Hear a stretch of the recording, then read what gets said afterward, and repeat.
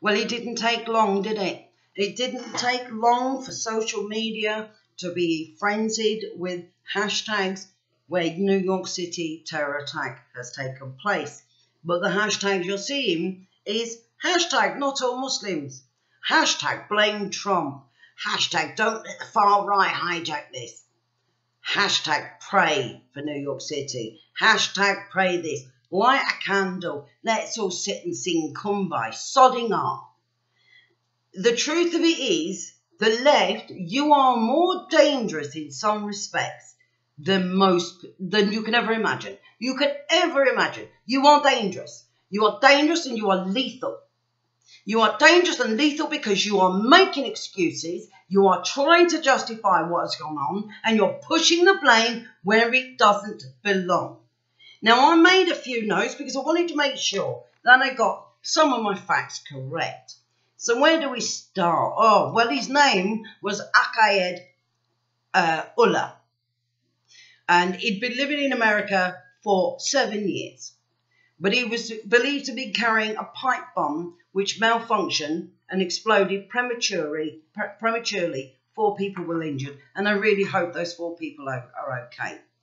But Bill de Blasio has called it an attempted terror attack.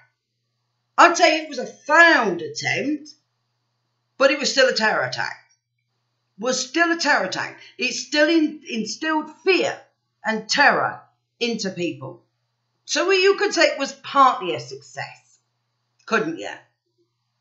My only regret is that it didn't kill the little shit that was carrying it.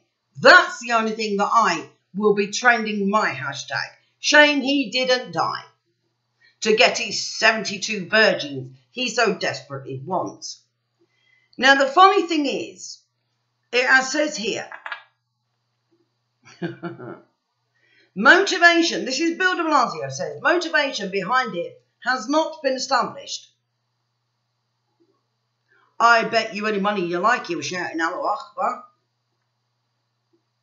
But it has happened just days after a Muslim day of rage in Bangladesh, and he was Bangladeshi. After President Trump recognised Jerusalem as Israel's capital city, and I applaud you, President Trump, you were right to do so. Israel has a right to exist, and Jerusalem is its capital. If people want to put a pipe bomb in my car for saying so, I'll live with that. Or should I say, I won't. Now, just weeks ago, ISIS had issued a warning that they planned to actually hit Times Square to create Christmas mayhem.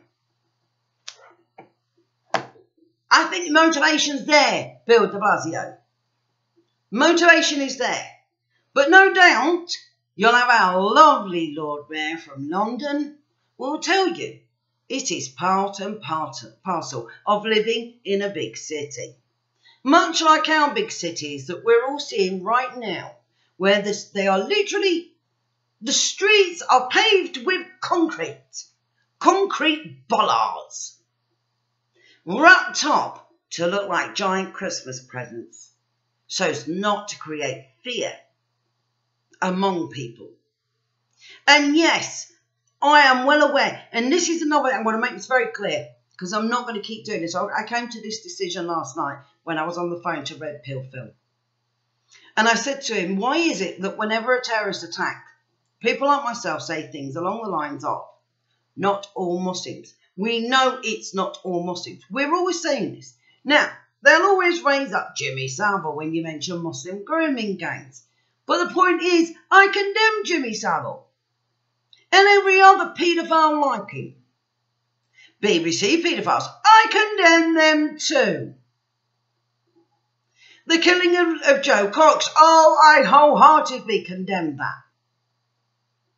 But why is it that when a white man rapes, I don't feel the need to go, but not all white men? If it was a black guy, as me and Phil were saying, I wouldn't feel the need to say, but not all black men. If it was a Chinaman, I wouldn't feel the need to say, not all Chinamen. So why is it that when this is Muslims that are creating this, I feel the need to say not all Muslims. Well, I'm not going to do it anymore, because any idiot that thinks that I think it's all Muslims, you are the problem. You make that assumption. I have never made that assumption, nor would I make that assumption. So I'm not going to do it anymore. I'm not going to do it anymore. I'm also not going to light a candle for New York. I'm not. I'm not going to change my profile picture into a rainbow-coloured nation flag. I refuse to do it. I'm not going to do it. What I will say is this. Hold on to the seats of your pants, people. This is not going to be the last attack. There's going to be more. Whether we like it or not, there is going to be more.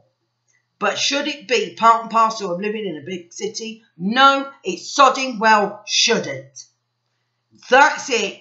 End of. And the fact of the matter is, this happened a matter of days after they were raging in Bangladesh, after you see a Muslim guy smashing in the windows of a Jewish shop because President Trump turned around and recognised Jerusalem as the capital of Israel. But nobody knows what the motivation is. Can't possibly figure out what the motivation is. He was right to do that. It's a shame our government don't have the same moral backbone to be able to recognise it. Sadiq Khan has said that he wants us to apologise for Sikhs that we killed during certain wars in our history. But the Sikhs are not asking you to ask on their behalf, are they, Sadiq? The Sikhs that I know, and trust me, I know many, couldn't give a monkey's toss about what happened in the past. They know we wish them no harm, and they wish us no harm. How dare you insist we give an apology? So I would suggest, Sadiq Khan, by all means, you can ask for that apology. By all means, if needed, I will give it. I will give it. But only will I give it when you apologise for the mass rape of predominantly white girls in this country by predominantly Pakistani men. 84%. 84%, Sadiq, predominantly Pakistani Muslim men. Apologise for that shit before you think of apologising on my behalf. How dare you think you can? So this was my short video to you, Sadiq Khan, and for every Islamic nutjob out there that thinks that terrorising people, average everyday people, because they're celebrating their festivities at this time of year, and you promised to do it, and you didn't achieve it on this time, but it will happen again. Mark my words, there's going to be further attacks, and it won't just be in America. It will happen here too. For now, take care.